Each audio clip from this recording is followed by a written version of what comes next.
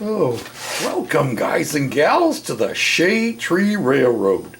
And I'm going to show you my process that I use for highlighting the rock faces on my backdrop. And you can see right here where I had repainted because I had reshaped. This is black highlighting, or a black wash that is made with black acrylic paint and water mixed together.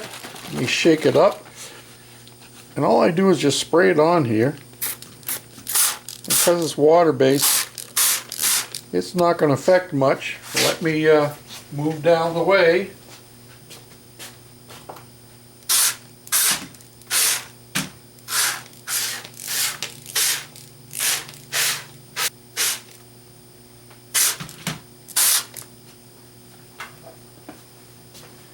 So I'm just going to let all that dry,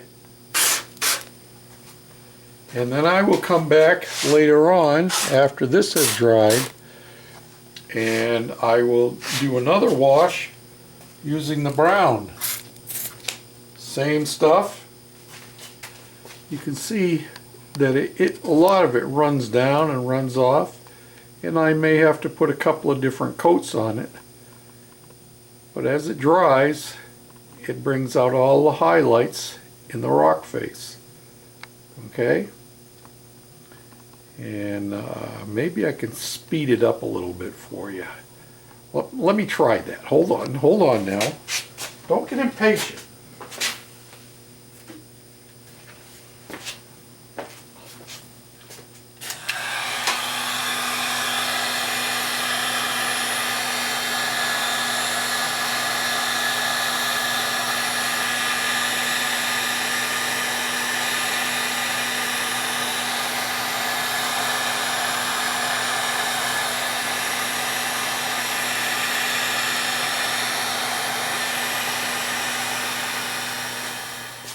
So you can see how that highlights it, and once it's fully dry, then I will go over it again with the brown, and you can see right, let me see where I have it, right in there you can see some of the brown highlighting.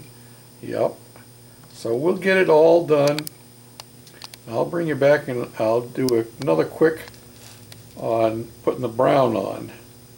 And then after that's done, we'll be done all the way down to the corner, and I've decided I'm probably not going to do the plaster over the joint down there. We'll finish that off a different way.